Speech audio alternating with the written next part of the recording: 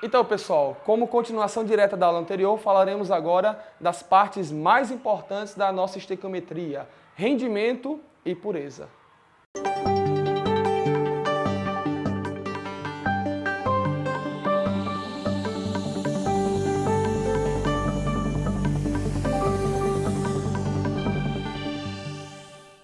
Então, pessoal, na nossa segunda parte de estequiometria, veremos agora as definições e os cálculos relacionados à parte de pureza e à parte de rendimento de reação.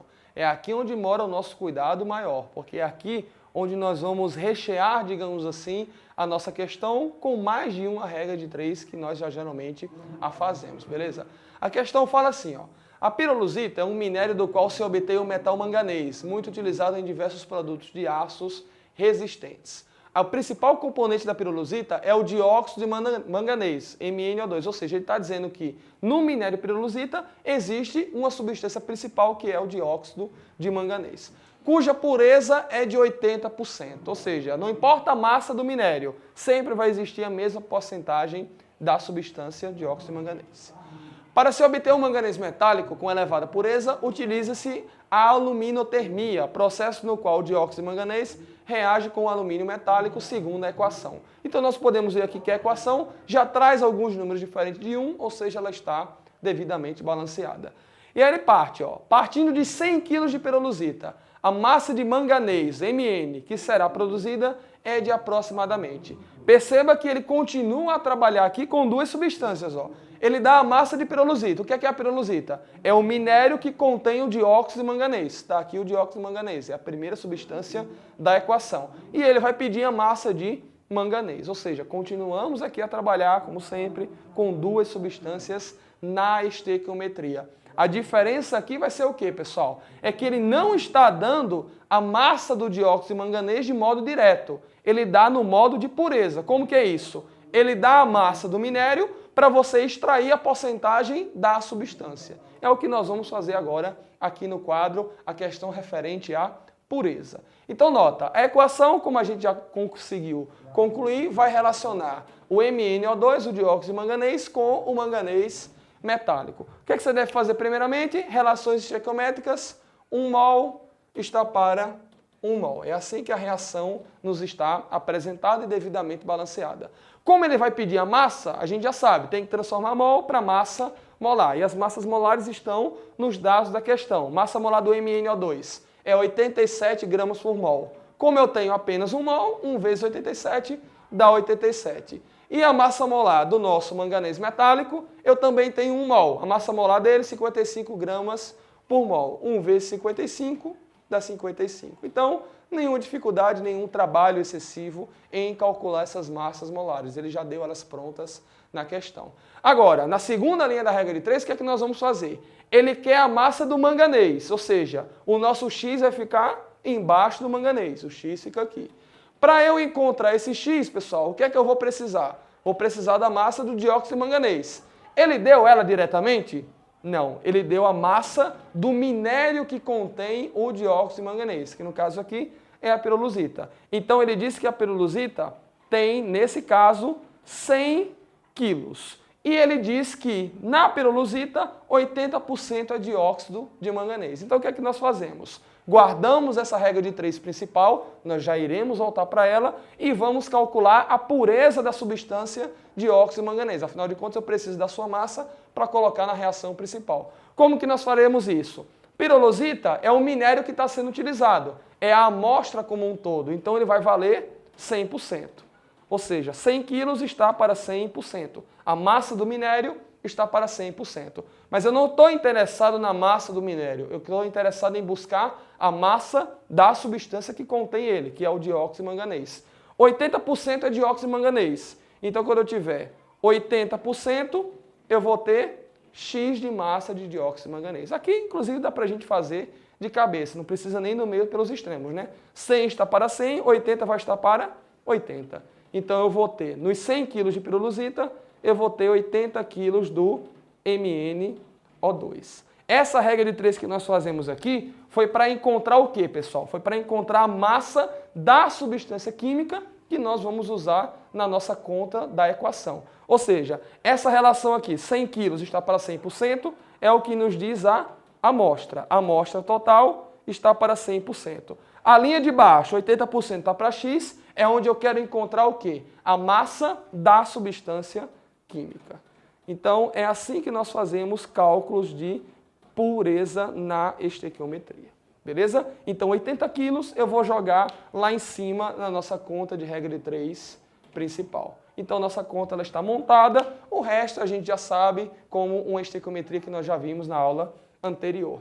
Meios pelos extremos. Nós vamos ter aqui, ó, 87 vezes x.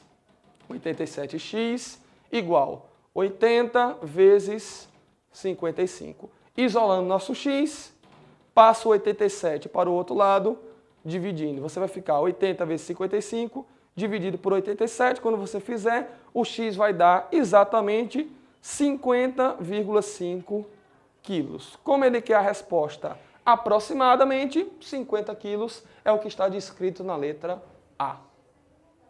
Então, pessoal, na nossa segunda questão vai envolver agora cálculo de rendimento, que vai fazer, digamos assim, uma pareia com a pureza nas cobranças de estequiometria que a gente tem pela frente. A questão nos diz assim, ó, o cromo é um metal empregado na produção do aço inox e no revestimento, cromação de algumas peças metálicas. Esse metal é produzido por meio da reação a seguir. Você tem o óxido de crômio, Cr2O3, reagindo com alumínio, formando crômio e óxido de alumínio.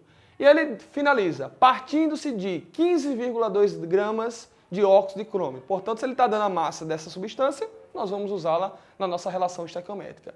E admitindo-se que esse processo tem um rendimento de 75%, ou seja, a massa final que você deveria obter, só irá obter quanto? 75%. É um rendimento ainda considerável, mas significa o quê? Se é 75% o rendimento, 25% se perdeu no meio do caminho das transformações químicas, que é algo normal em uma transformação química. Envolve geralmente evaporação, envolve erros de equipamentos, então isso faz com que a eficiência de um processo ele diminua, ele não seja 100%. A massa produzida de crômio será igual a... Então ele dá a massa disso daqui e vai perguntar a massa disso daqui, considerando, repito, o rendimento de 75%. Aqui estão as massas molares dos átomos. Vamos para o quadro agora, fazer todos os cálculos e ver aonde que a parte de rendimento vai aí se encaixar. Eu trago aqui a equação química já balanceada exatamente como está lá na televisão. Já ficou claro que as substâncias que nós iremos relacionar, o óxido de crômio com o crômio metálico, beleza? Relação molar entre eles. Qual vai ser aqui, galera? Aqui na frente eu vou ter 1 mol e aqui na frente do crômio eu vou ter 2 mol. Então isso significa o quê? A relação molar entre eles é de 1 mol de Cr2O3 está para 1 mol de crômio. Essa relação, como você já deve ter percebido nas questões anteriores, ela é a primeira coisa que você deve fazer, seja numa relação de número de mols, seja numa relação de massas de substâncias. Então agora nós vamos fazer o quê? Vamos transformar esse número de mols na massa molar de cada substância. Ele fez o péssimo favor para a gente de não dar a massa molar das substâncias já pronta. Isso não é problema, a gente já sabe como que calcula. A massa molar do átomo de crômio, 52, a massa molar do oxigênio, 16. Nota que aqui eu tenho 3 átomos de oxigênio, portanto eu vou ter 3 vezes 16, vai dar 48. E 2 átomos de crômio, a massa de um átomo de crômio é 52, portanto 2 vezes 52 dá 104. 104 com 48 dá um total de 152 gramas por mol. Essa é a massa molar da substância. Então nós teremos aqui 152 gramas. Já que eu tenho 1 mol, 1 vezes 152 dá 152, como vocês já sabem. A outra substância que ele está trabalhando, cromo metálico, Cr, massa molar do átomo já está na questão, 52. Como eu tenho 2 mols, então eu vou ter 2 vezes 52 gramas. Tranquilo? Já já a gente resolve, porque você já sabe que mantendo a multiplicação indicada, você tem a possibilidade de fazer o quê? As simplificações, beleza? Essa é a primeira linha da regra de 3. Na linha de baixo, o que é que eu vou fazer, pessoal? Eu vou colocar o dado que ele me fornece e o dado que ele pergunta. Ele pergunta a massa do crômio, então eu vou colocar o X desse lado. Para eu achar esse X, eu preciso do quê? A massa do Cr2O3, do óxido de crômio. Então eu vou ter a massa que ele deu na questão, que foi 15,2 gramas. Beleza? Nossa regra de 3 ela está completa. Você pode fazer ela por meios pelos extremos, mas aqui a gente tem uma facilidade, que é o quê? Ó? A lei de Prost aqui sendo aplicada. A lei da proporcionalidade numa regra de 3. Ó. 152 para 15,2. Aconteceu o quê? Deslocou a vírgula uma vez para a esquerda. Ou seja, foi uma divisão por 10. Para eu manter o mesmo número, o que é que eu tenho que fazer, pessoal? Do outro lado, eu também vou ter que dividir por 10. Nesse caso aqui, vamos logo multiplicar o 2 vezes 52. Vai dar quanto nesse caso? Vai dar 104 gramas. Portanto, 104 dividido por 10 vai nos dar um total de 10,4 gramas de crômio. Essa é a massa de crômio que nós encontramos na nossa estequiometria padrão.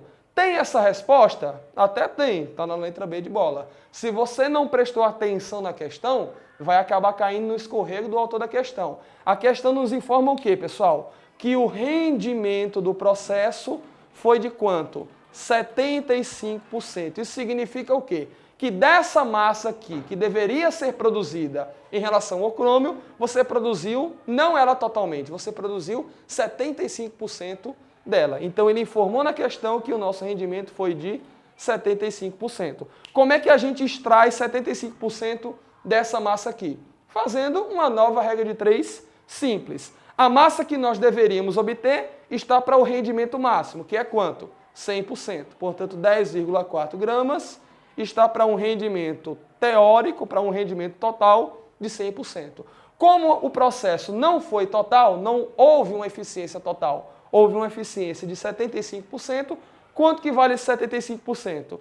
75% vai valer X. Ou seja, uma regra de 3 no final da estequiometria para que você descubra a massa do rendimento compatível. Quando você fizer os meios pelos extremos, você vai achar uma massa igual a 7,8 gramas de crômio, o que torna a nossa alternativa correta, a letra E. Então, como você pode perceber, pessoal, estequiometria pode ser cobrado de diversas maneiras. Os cálculos, eles são os mais fáceis possíveis. Multiplicação ou divisão, compatível com a regra de 3 simples. O que mais vai importar em contas de cálculos estequiométricos será sempre a parte interpretativa. A leitura vai fazer toda a diferença na hora de você partir para o cálculo, beleza? Não esqueça, essa e outras aulas você encontra no nosso site, colégiointerativo.com.br. Até a próxima, um abraço, fique com Deus.